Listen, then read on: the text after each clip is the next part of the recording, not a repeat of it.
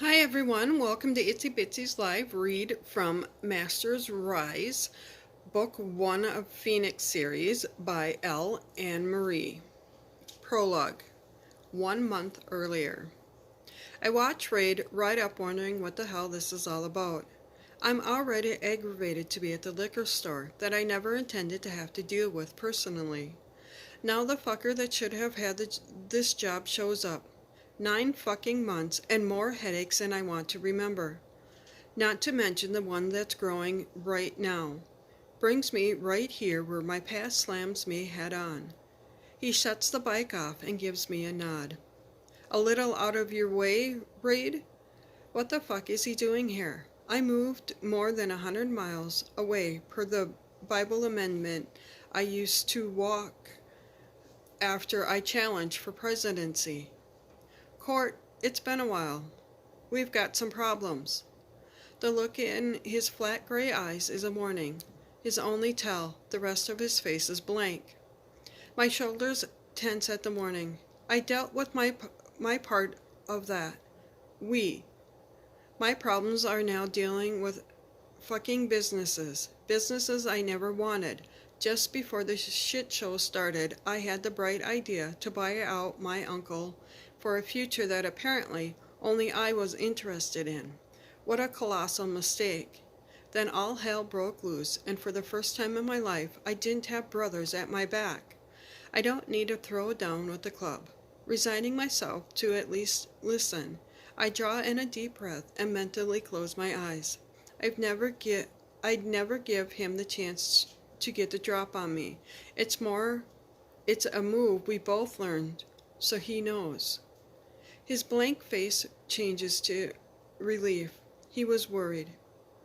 Hade, Brinks, Jinx, Falcon, and Amos are waiting at the bar. Your uncle said to let you know before you hit it. Brothers, at one time my closest brothers. Since he was relieved that I listened and my uncle sent a heads up, they aren't a threat. Yet. I get on my bike without another word and ride to the bar. Braid isn't a brother I trust anymore, but it's respect shit that had to do with Courtney. No man should be hurting women unless he likes that shit. Courtney didn't, and he left marks on my woman that had me seeing red. It's not something I ever saw in him, but I saw it. More than 25 years together, and I missed shit like that.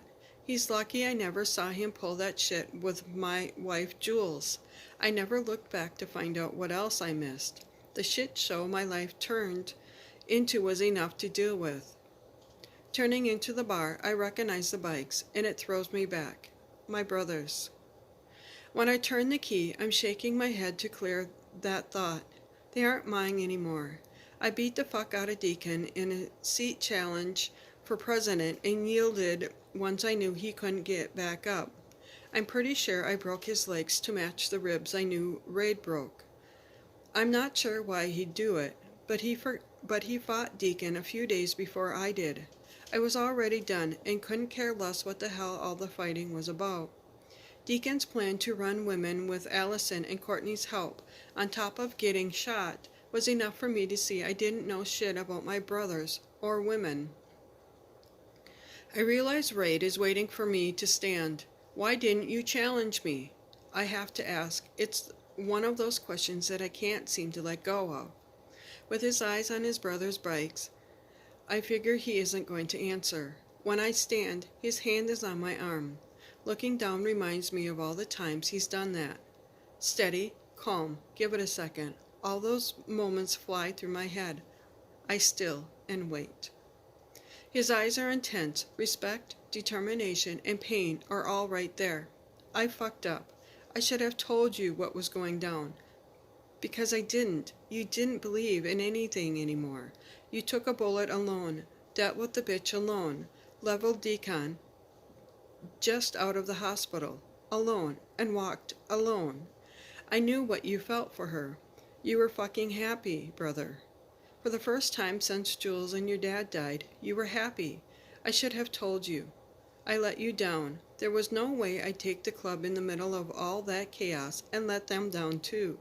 After saying all that, I never once Even thought about challenging you. You're more than my brother, Court. We're family. He stands and starts walking. The emotion in his voice hits me hard. He knew? He knew about Courtney. My head was a mess for most of that month of chaos, so shifting for truth isn't happening right now. There isn't enough time. The club's officers are waiting. The bar is quieter than usual. My uncle decided on this for his retirement. I don't see it as relaxing, but it's his life. After dealing with the crazy businesses, maybe he's got something here. The liquor store I just left comes to mind. I smile at the thought. Getting one from him when I walked in keeps the smile on my face. Cortland, you got some brothers visiting in the back. He's relaxed and smiling, not his normal lately. Him and my dad were twins. When my dad and Jules died 3 years ago, he started aging right before my eyes. The businesses were too much for him alone, and he withdrew. This, of course, left me with a bigger hellhole than the club shit that went down. Some of his store's managers were running roughshod all over him and the employees. I can honestly say in 9 months, it's finally leveling out. It's not great, but we're heading in that direction. I'll take it and be happy he's smiling again. Thanks for the heads up. With a nod, he hands me a bottle as I walk by, not knowing what I'm walking into has my step faltering. I'm not sure we'll be drinking. Just listen to them, Cortland. They've given you time. Give it back. With my eyes straight ahead, I swallow the lump in my throat and nod for him so he knows I heard. Giving me advice is another indication that he's climbing out of his own hellhole. I'll take that too. I want nothing more than my brothers, my family back. But they hid shit from me. I never got the reason. Then got shot, and it didn't matter. A majority wanted to go against everything we stood for. They knew and didn't tell me. That's not the brotherhood I was patched into. My father would have killed me before I pimped out the first woman. Hade, Falcom, Brinks, Jinx, Amos, and Raid are sitting around the table with a bottle in the center. It's not open, and they aren't drinking. Not one stands. In this club, colors or is in club colors or takes their eyes off me. I drop the second bottle on the table and turn for glasses on the shelf. I hear their breath let out when I turn my back on them. I know they aren't here to fuck with me, and now they know I do.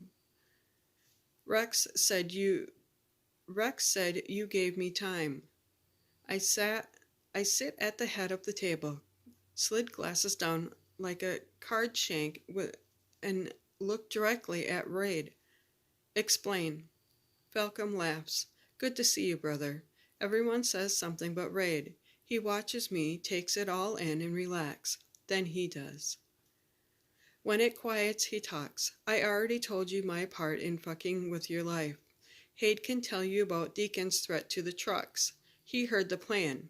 Brinks and Jinx walked when they were ordered to get rid of 3 users. I look at the twins wondering why, but Raid keeps going. Falcon covered Amos in protection when Deacon tried to kill him for mentioning the hookers weren't profitable because the brothers were using them up. Falcon had to cover Amos. They had other businesses besides Deacon's new hookers. The garage and car washes. Amos leans forward. Deacon's using the garage to buy the girls, clothes, food, and drinks. The brothers are the only ones using them so that they don't make money. He's a shit pimp, and Courtney is one of the addicts Deacon wants out of the way. Allison split a few months ago. The car washes have brothers working them, but they aren't showing for work every day. All but one mechanic quit, and the new aren't experienced. Fuck, that means they're all go under. Deacon has the build to keep everyone in line, but not the brains. Why are officers covering each other in protection? I asked, looking at Raid. Only Amos was officer. Deacon won't fuck with Falcon. Without you, Falcon was covering everyone. Billy was shot the day you rode out. That's where we were when he challenged you. Deacon took all new officers since Raid beat the shit out of him and we stepped out. Amos was the only one that Deacon kept. Brinks, Jinx, and Falcon kept club jobs, but we were dropped as officers. That's been done since the first day as president. I overheard something you need. Deacon plans on hitting Freight as its head up here. He got help with another club, Hade tells me. Son of a bitch. Falcon looks at me with regret in his eyes. He stayed for our brothers. We couldn't walk after Billy got shot. He's in bad court. Machines keep him breathing. His son won't let them take him off him. I left them to deal alone. Grabbing a bottle, I pour and drink to Billy. How could I have left them to deal? Shaking my head, I finally look at each one in the eye. Nothing I say can change what I've done. I yielded to Deacon. I can't go back. It's in the Bible. Rage shakes his head, and I'd swear he's groaning. Nothing to go back to. 6 guns are taking over. Deacon's a patsy. He just doesn't know it yet. They're going to give up the chapter and even set new cuts with their brand. I saw the boxes. Badass isn't badass enough for them. Great. 12 years of work just flushed away. It explains why no one is wearing cuts. Since I can't go back, and you know it, why are you here? I go for obvious and hope they're here to stay. They all look at Hade. We need a club we can believe in. Colorado is the closest badass chapter around. We aren't moving to fucking snow 8 months a year. Here we got plenty of roads to ride, trees up the ass, and 2 lakes close. Cities are not far, and you need brothers at your back with a threat to your freight. For the first time in a long while, I smile. It's real. I need my brothers. I can divert freight, but have too much for me alone to handle. We need a club. You're our president, Jinx says. My smile falls. I left you all out there. Billy is as good as gone. We all fucking knew Courtney was playing you and let it happen because you were finally happy. If we knew what she was up to, we'd have told you. She'd been screwing around with Allison and Deacon for a good month. Ray dragged her away from them the night you cloaked him. He didn't want you to see it like they were. After that, you didn't trust any of us, and we figured you were clued in. Billy said we should tell you at the hospital, but then he got shot, and you were gone. Hade's eyes show honesty and hurt. Ray dragged her away. I mentally closed my eyes again. Shit. They didn't know everything, and I thought they were hiding everything from me.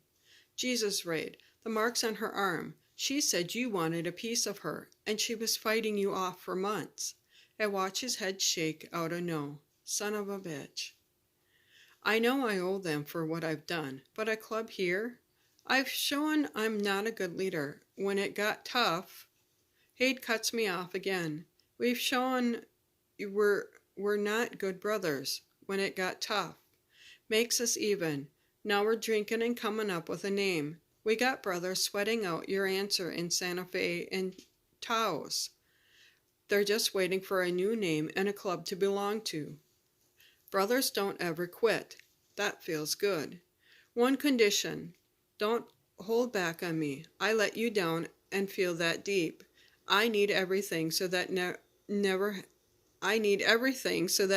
happens again. Every one of them is up. Falcon swears honestly with his allegiance. Then they all do. Life is fucking great with brothers at your back. I'll never make it again, and you know it.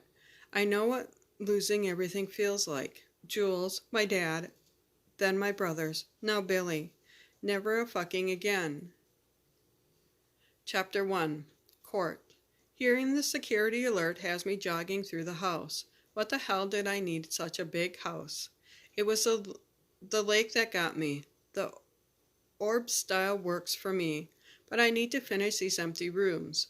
I've lived in the porch, kitchen, and bedroom for 6 months now. Closer loser comes to mind as I make the kitchen. Hey, what's going on? Rex called in saying about 4 6-guns at the cafe. Brinks and Jinx are on it, but I wanted everyone aware. Sheriff alerted? Yeah, they're letting us handle it.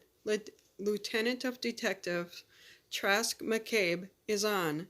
He's a nomad from Ohio until we pick him up. Ray told him within a month. This is good. Good, I'm on my way. The breath he takes makes me smile. Court, you may set them off. I'm counting on it. The muffled noise coming from his end makes me laugh. On my way, boss.